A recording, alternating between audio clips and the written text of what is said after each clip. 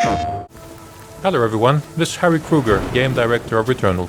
Hey everyone, this is Gregory Loudon, the Narrative Director. So today we're really pleased to be here to talk about the latest free expansion for Returnal called Ascension. Ascension contains two modes, one being the co-op and the other one being our new endless mode called the Tower of Sisyphus. Approaching the base of the tower.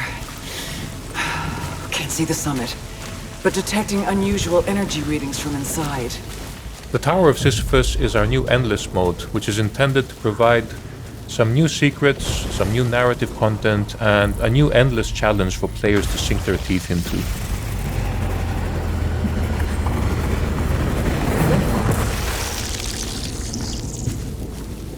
As you can see, the tower has its own look and design as you climb up it, but as you'll see in the video, it changes quite rapidly too.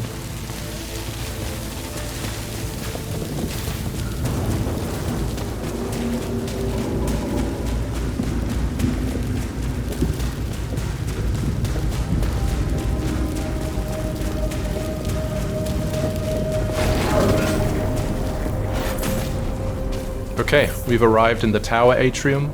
This is a place that you'll slowly see unlocks as you go through cycle by cycle and climb by climb.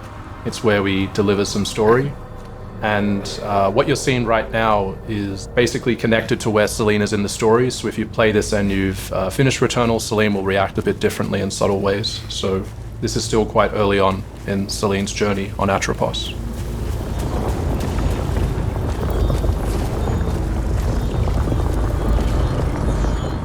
So in the Tower of Sisyphus, we wanted to take the strongest elements of Returnal's combat and distill them into a very focused package full of intense action. Similar to a lot of the endless modes we've made in the past, the Tower of Sisyphus also tracks your progress from room to room and phase to phase, and there's also a score that will measure your success in each run, and in order to get the best possible score you'll have a multiplier that you need to keep alive as well. This will be a very familiar element to players who have been accustomed with our previous games, and we felt this is a great way to add some depth and replayability to Returnal through a familiar package but with an entirely new twist. Yeah, when Harry talked to me about this expansion, I thought the idea of creating this infinite, sort of endless place where you could constantly climb was really great, and looking forward to you seeing more and more of it as you go ahead.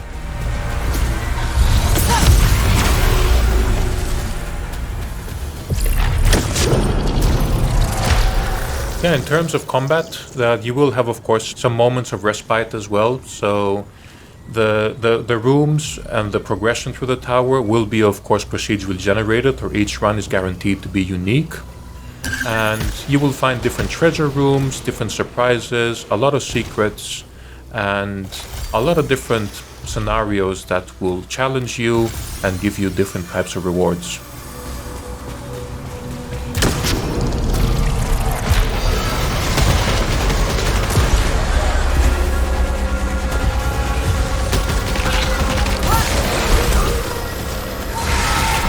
The structure of the tower is fairly straightforward. You advance to a new room, you have to dispatch the collection of enemies that appear, and once that's done, you have an opportunity to go to the translocator for the next level as fast as possible. Doing so will give you a significant bonus to your obolites and to your score multiplier. Yeah, as you could see, if you got there in time, whilst the translocator was glowing with obolites, you would have gotten a bonus. Oh, what happened here? Yeah, so that's an entirely new enemy that we have there as well. So if you do actually manage to chase that guy down and destroy it in time, it will open a portal to these bonus rooms. However, these rooms may have their own surprises. They won't always be favorable for the player, so there's a little bit of this risk-reward element associated with making that decision.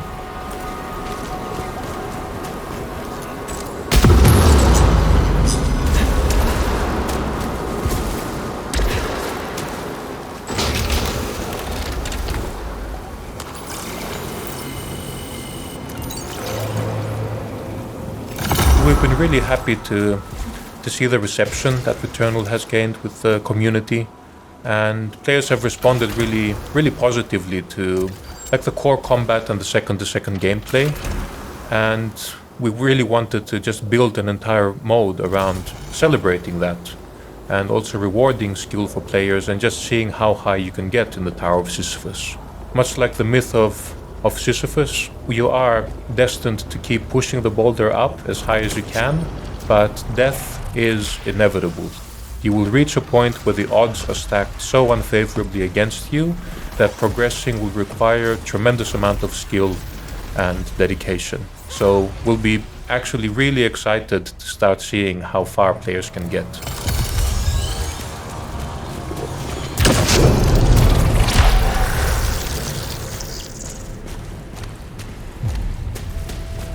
Here we're introducing a new weapon called the Disgorger. This is one of the many super weapons that you will find. And these act a little bit differently to your usual weapons in the sense that you have very limited use of them as consumables. And these will unleash tremendous firepower that can make a big difference in life or death situations. So collecting these and unleashing them in strategic moments can actually be a really big benefit for players who want to get as far as possible in the tower. It's also a cosmic, organic sort of weapon. As you can see, this is the Blightwave Disgorger, and it has and unleashes a massive amount of force and attack. But as Harry said, you need to choose wisely when to use it.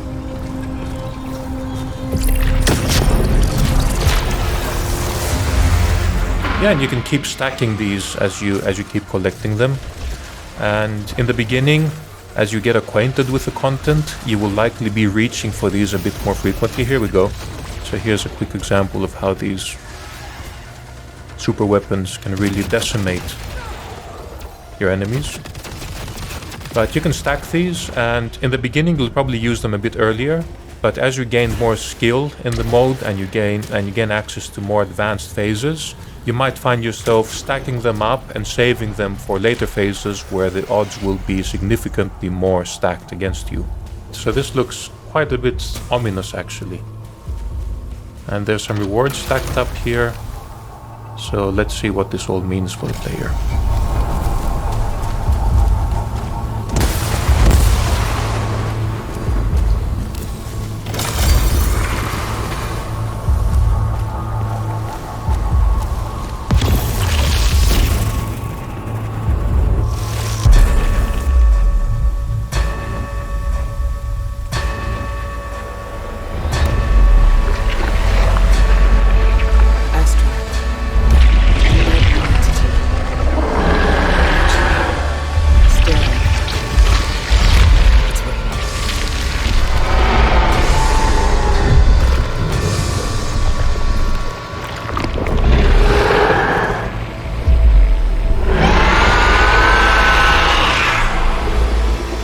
Okay, here we go.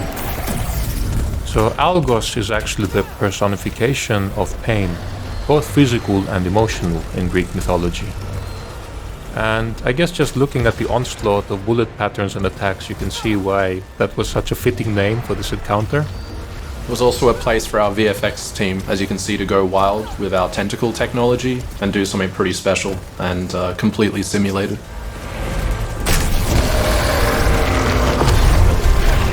Oh man, and once again, you can't see it now, but I have a huge smile on my face just looking at all the glorious bullet patterns, just feeling the playfield. So aside from, of course, the engaging challenge that they provide, I think they do create their own unique aesthetic that we're quite proud of being a central part of Returnal's unique identity.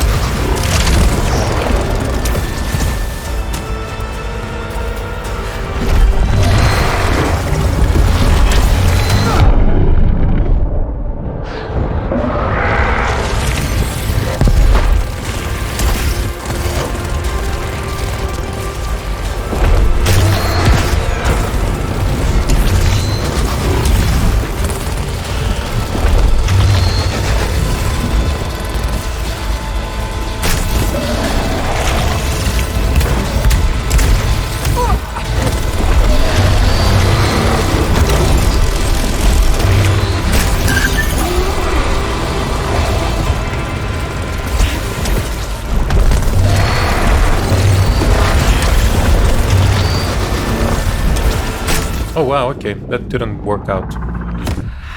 But yeah, one key difference with the main game is that here, when you actually die, you will resurrect inside the tower. This was designed so that you will have the lowest possible barrier of re-entry to keep trying to get higher and higher in the Tower of Sisyphus.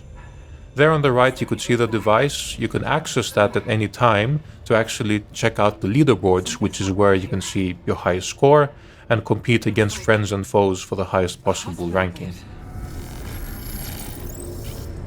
In Returnal, we had the house. In Tower of Sisyphus, we have a new space Celine can uncover by using the bed here in the atrium. Let's see what happens.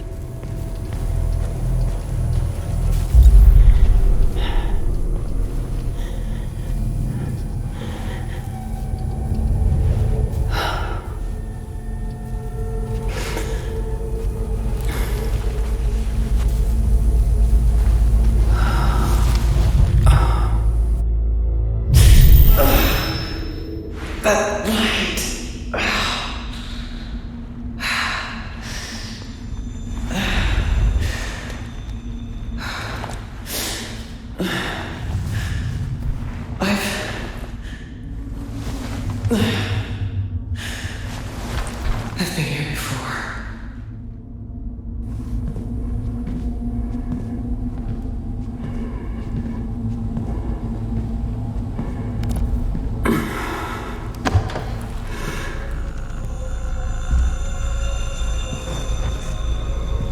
This corridor. I know this too.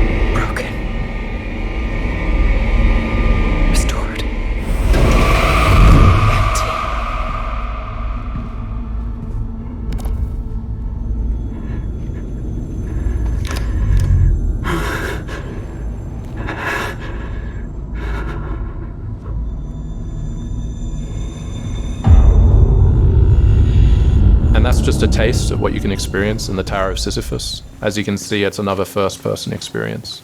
Unlike the house, though, you can return to the hospital once it is available and re-examine things and try to find the secrets within.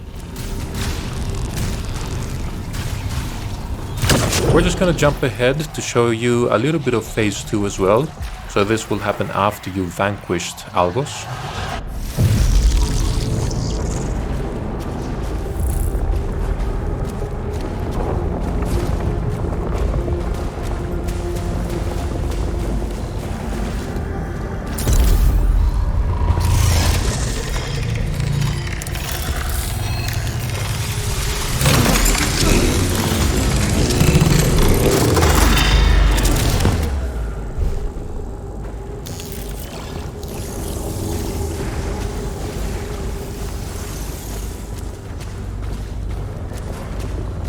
At the end of each phase, you'll get an opportunity to visit the Fabricator, where you'll get a chance to use all of the hard-earned obolites that you've accumulated.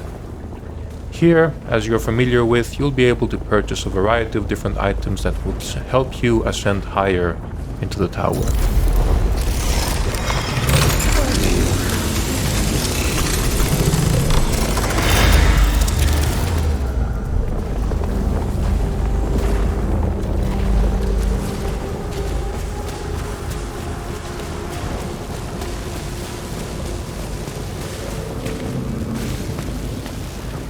As you can see, the tower has evolved as you ascend as well, so it's not how it was at the beginning, but there is another phase that we will not show you. Is this still the tower?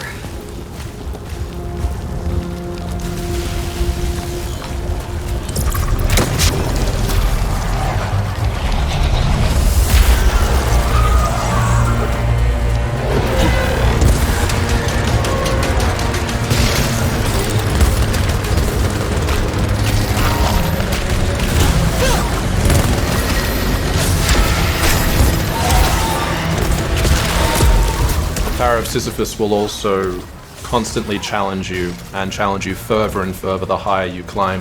The higher you climb, obviously the higher the simulation score you can receive, but the risk of going up is prevalent.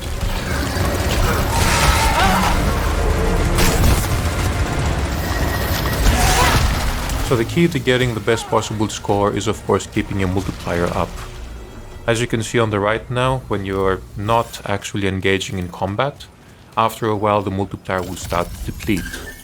So the mod is designed to maintain some forward momentum and keep that engagement going.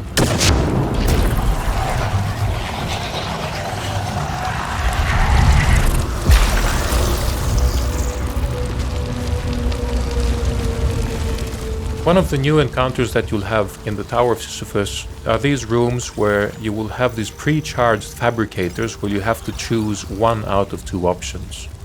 Any one you choose, the other one will disappear. So you'll have to choose wisely and make sure that they are helping your strategy in getting farther into the mode. Now we picked up a parasite and the other one disappeared. And there's actually a new type of parasite as well to be discovered if you play into the heights of the tower. The tower also features a lot of different hostiles that you would have encountered across Atropos. Be prepared for that as well. Yeah, in some ways it's kind of like a greatest hits remix, right? So they identified what were the strongest combat scenarios in the main game with a lot of the varied enemies that we have across all of our biomes. And here in the Tower of Sisyphus you'll get to encounter them all in entirely new configurations and some increasingly challenging scenarios. And also expect Algos to be haunting you throughout your ascent. Yeah, that guy just doesn't give up.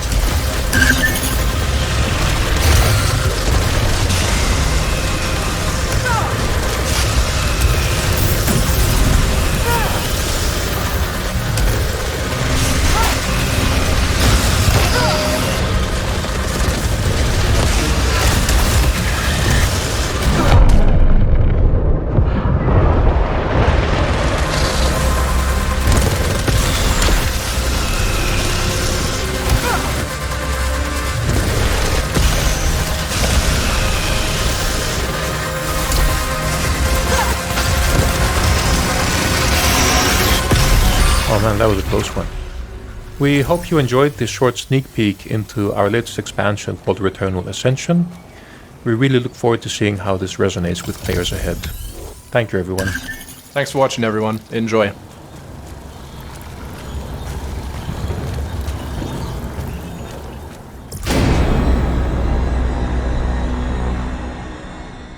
PlayStation